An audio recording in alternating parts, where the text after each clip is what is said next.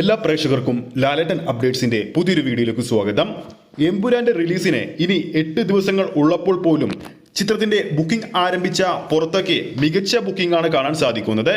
ഏറ്റവും പുതിയ റിപ്പോർട്ടുകൾ പ്രകാരം നോർത്ത് അമേരിക്കയിൽ ചിത്രത്തിന്റെ അഡ്വാൻസ് സെയില് 1,73,00,000 രൂപ കഴിഞ്ഞെന്നാണ് പുതിയ റിപ്പോർട്ടുകൾ സൂചിപ്പിക്കുന്നത്. എമ്പുരാൻ സിനിമയുടെ കൂടുതൽ അപ്ഡേറ്റിലേക്ക് പോകാം. അതിനു മുമ്പ് നമ്മുടെ ചാനൽ ഇതുവരെ സബ്സ്ക്രൈബ് ചെയ്തിട്ടില്ലെങ്കിൽ ചാനൽ ഒന്ന് സബ്സ്ക്രൈബ് ചെയ്ത് സപ്പോർട്ട് ചെയ്യുക.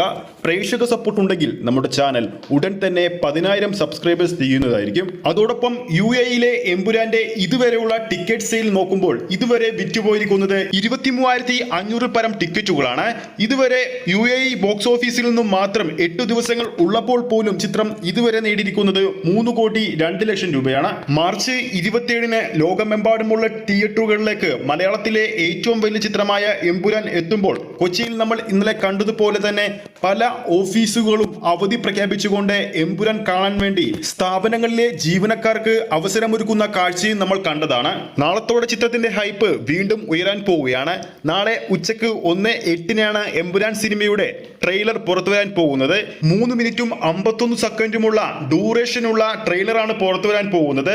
ആദ്യ ടീസർ പുറത്തു വന്നപ്പോൾ തന്നെ ഗംഭീര അഭിപ്രായമാണ് നേടിയെടുത്തത്. ഇതൊരു മലയാള സിനിമയുടെ ടീസർ തന്നെയാണോ എന്ന തരത്തിലുള്ള അതിശയിപ്പിക്കുന്ന ഫ്രെയിംസ് ആണ് ചിത്രത്തിന്റെ ടീസറിൽ നമ്മൾ കാണാൻ സാധിച്ചത്.